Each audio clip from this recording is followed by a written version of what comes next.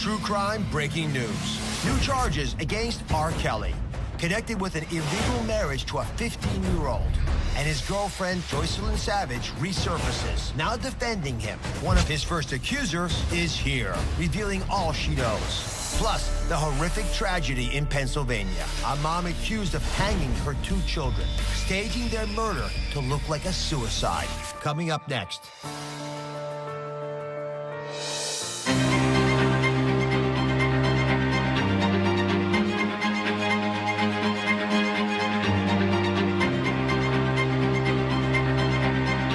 Season 11 starts now. I became a doctor to help people heal. Now I'm using the same science and medicine to take on true crime. On today's True Crime, breaking news on the case against R. Kelly. The disgraced R&B legend is now facing at least 3 criminal trials in 2020, including a new charge that he obtained a fake ID to marry the singer Aaliyah when she was just 15 years old. Asante McGee, one of the first R. Kelly accusers to bravely break her silence, is here to reveal what she knows. But first, take a look at the latest on the case against R. Kelly. Throughout his multi-decade career, there has been no shortage of shocking claims of misconduct and sexual assault against R&B superstar R. Kelly. But no accusers spoke out publicly until brave women like Asante McGee broke their silence. In March, Kelly was charged in Chicago with claims he sexually abused 4 women, 3 of whom were underage at the time of the alleged attacks. Dozens of other charges followed in 4 jurisdictions total. He is now being held without bond and is facing a combined maximum prison sentence of over 500 years. On December 5th, federal prosecutors in New York accused R. Kelly of bribing an Illinois state employee in 1994, adding to an existing racketeering charge. The bribe was to obtain a fake ID for singer Aaliyah so that he could marry her, even though she was underage. The day after the suspected bribe, R. Kelly, then age 27, wed Aaliyah, then only age 15. The marriage was annulled within months. Here with the latest, our Dr. Oz Show investigative reporter Marcy Avocampo, forensic psychologist and author of Evil Thoughts, Wicked Deeds, Dr. Chris Bahundi, and crime correspondent Melissa Moore. Aaliyah tragically died in a plane crash, as you all know, when she was only 22 years old, so she's not able to address these new claims. Mara, how was R. Kelly able to marry Aaliyah at age 15? What would even give him the audacious belief he could get away with that? She was world famous. Yeah, federal prosecutors are saying that R. Kelly bribed an Illinois government official to get a fake ID for Aaliyah so that her age was changed from 15 to 18 so they could get married. So this is not the first time that we've heard these allegations. A former tour manager of R. Kelly's made these same claims in the documentary about surviving R. Kelly. He says that he was actually the one who went and paid for the ID and picked it up so they could get married, and he's now saying he will testify if he is called on to do that. Federal prosecutors say they have a lot of documents to back this up. They say they have the marriage records, the annulment records, and Aaliyah's birth certificate to show that she was not, in fact, of age when they got married. The real birth certificate. The real birth certificate. Chris, take us into R. Kelly's mind. How would he possibly think he'd get away with this? What you're talking about here is pathological narcissism, a person who thinks he's entitled to do whatever he wants. He's a star. He is constantly having people tell him he's the greatest person that there is and getting whatever he wants whenever he wants. But you couple that with a preference for teenage girls, what we call a paraphilia in the field of psychology, a deviant pattern of arousal. And so it's a mix of those two, issues with him. Another very controversial relationship of R. Kelly's has been in the news again. Joycelyn Savage has been very public in her support of R. Kelly, despite her parents' claims that she's been brainwashed and held against her will. Now, recently, someone claiming to be Joycelyn on Instagram and another website accused R. Kelly of physical abuse and forced abortions. But in a video obtained by TMZ exclusively, Joycelyn denied being behind the posts. Take a look. Please do not believe what you see and hear on social media. That is not my Instagram. Someone is impersonating me. I just want everyone to know we still support him and we will never betray him. So it's just really, really, really sad that somebody would pretend to be me, and put it out in the world and say that I'm a victim, that I am brainwashed, okay, I'm a sex slave. Lord have mercy. I mean, Melissa, what do you make out of that video of Joycelyn? I don't know if you noticed it. Any of you noticed that she kept looking at her phone, and it seemed to be very scripted.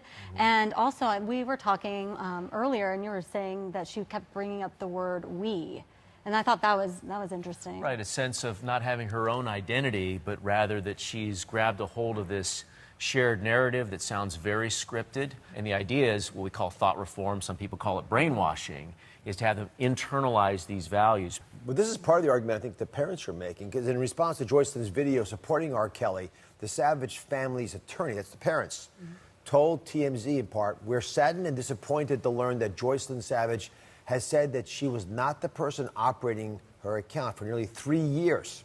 Joycelyn Savage has not been able to speak outside of a controlled environment created by Mr. Kelly. Her video today was not any different." So this Stockholm Syndrome, actually, please explain the Stockholm Syndrome. Explain what the parents are trying to get across. What the parents are trying to get across is that she has been in such a controlled, isolated environment with probably other forms of control that are being used, often abuse, monitoring, manipulation, emotional manipulation. Sexual, bathroom privileges, what you can eat, when. It can include physical abuse as well. All that stuff together can cause a person to change how they think. And it's an orchestrated campaign that's done by a perpetrator or perpetrators to induce complete and total psychological control.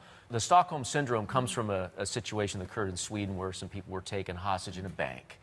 And the odd thing that happened was that they started to view the perpetrators as, you know, their friends, the victims did. So it's about a primitive thing that people do to survive threatening situations where they will actually align themselves with the person they view as integral to their survival. So in a minute, I'll be sitting down with R. Kelly accuser Asante McGee, who says R. Kelly's right-hand woman was a sex trainer who trained girls how to sexually please R. Kelly. Melissa, when I started hearing these allegations, I was having trouble putting the pieces together, but you've lived in a world where the pieces don't always fit. What do you make out of this? Yeah, well, we recently covered the NXIVM case, and that was a sex cult, allegedly. And so what I found with that is that there's always like the female, normally it's an older female that lures in the younger women because it's unassuming. You don't think another female is going to hurt you. Yeah. And so I think in this case, it kind of reminds me of a little bit of Epstein as well. Epstein's a perfect example.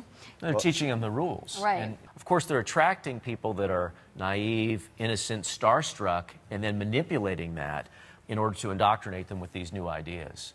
Well, it's a pretty sophisticated setup. R. Kelly is facing over 500 years in prison for charges in 4 different jurisdictions. You see them marked there on the map. Mark, walk us through this. When's he going to face charges? How's this going to play out? Yeah, he is facing a mountain of legal troubles. First, he'll face the charges in Illinois, the federal charges, around April. Then he's expected to face federal charges in New York in May, and then state charges back in Illinois in September. So all of this raises the possibility that he may be gearing up for a plea deal. And we do have some inkling that that may be happening because he recently added a lawyer to his team who is known for negotiating complicated plea deals. While this is all going on, keep in mind R. Kelly has maintained he is innocent of all charges against him, including the newest allegations. Coming up, one of the first R. Kelly accusers to break her silence, Asante McGee, is here with shocking details about how R. Kelly is still affecting her life today. We'll be right back. I need a bite of something. Grilled cheese pizza? Look how big this thing is. Wow. Cheeseburger pizza. Literally bigger than my head. Are you kidding me? Fried Oreo pizza. Oh my God. Gut-busting foods you have to see to believe. Plus, reality chef Aaron Sanchez opens up about overcoming his tragic past. He started doing drugs. And I felt that this was the only way to escape. All new Oz. That's coming up tomorrow. We're back with the latest on disgraced R&B singer R. Kelly. Because of many brave accusers sharing their stories, R. Kelly is now facing over 500 years in prison for numerous charges of sexual abuse. I'm joined now by one of the first women to speak out, R. Kelly accuser and author of No Longer Trapped in the Closet, Asante McGee. So, thank you for coming. I know this is delicate material. After 2 years of dating with R. Kelly, you decided to move in and experienced something that you have described as a cult. What was going on in there? What prompted decisions? What happened? First of all, it wasn't a decision that I made to move in. I was actually told, welcome home. So we came from Oklahoma, arrived at his house, and he said, welcome home. And that's when I found out later on that day that he was moving me into his house. It was not up for discussion or anything. I was just told. Throughout the 3 weeks period, by the second week, I was ready to leave. Every day I was brought up with new rules. I had to have permission to eat. I had to have permission to move freely without the house. Basically, anything that I wanted to do, I had to have permission. So let me go back a second. You were dating for a while. Had he exhibited any of this behavior while you were seeing him socially?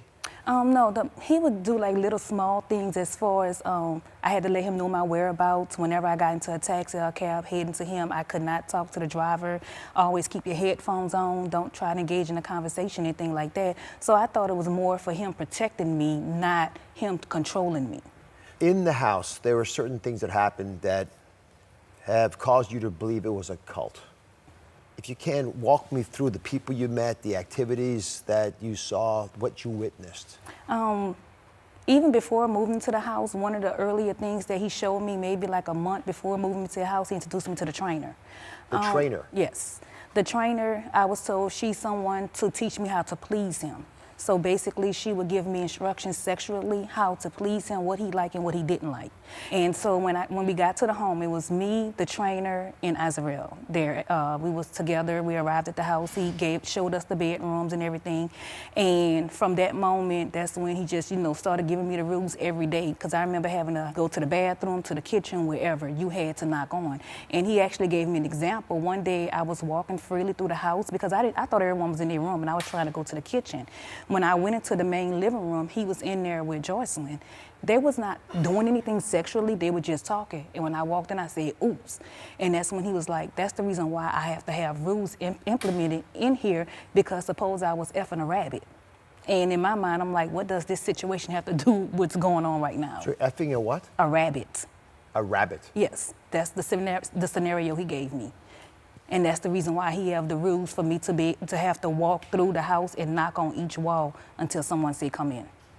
And there was a black room you referred to. I thought that was to provide privacy. What was the black room? The black room was everything that happened sexually went on in that room.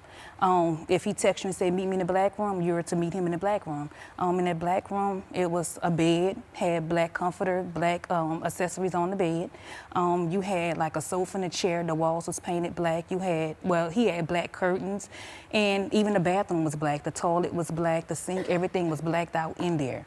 And so that's what every room in the house was called something else. It was a black room, a pink room, a jungle room.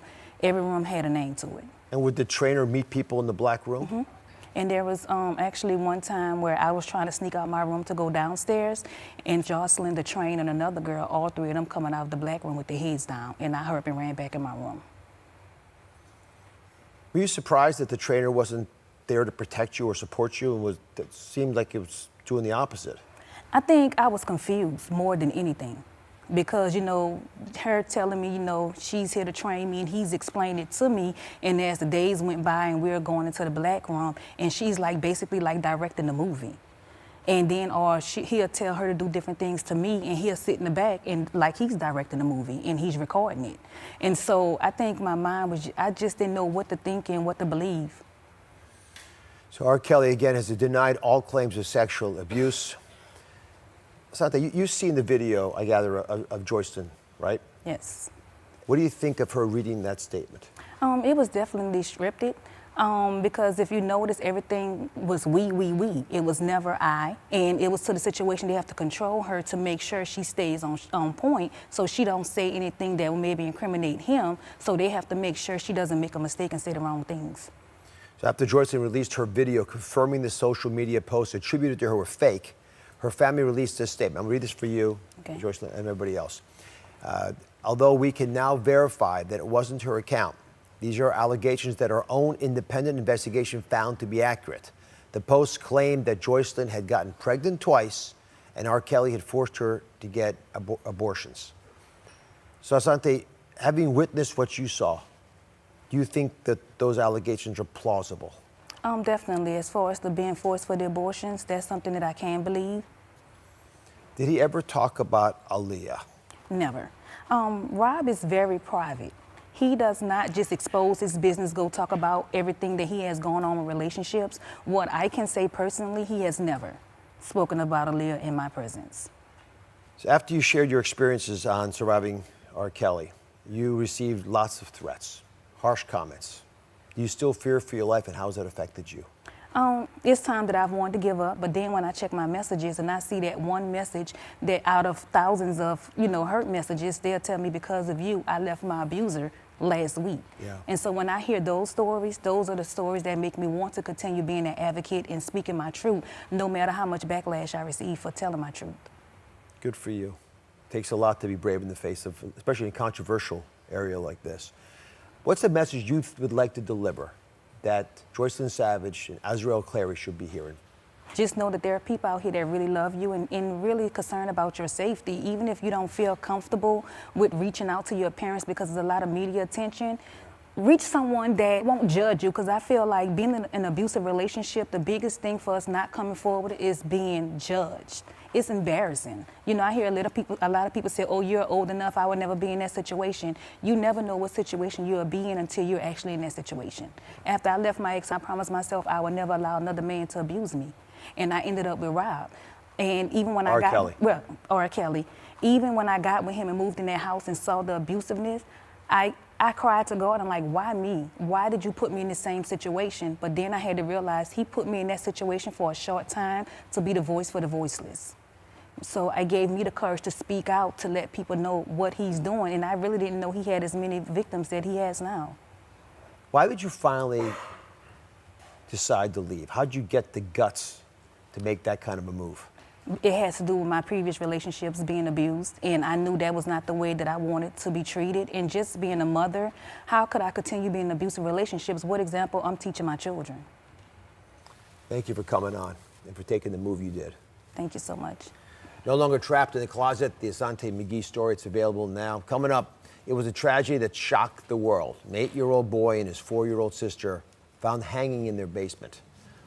Their mother claimed they committed suicide, but now she's being arrested for their murders. Thank you for watching. Don't forget to subscribe and turn on notifications so you never miss out on new videos to live the good life.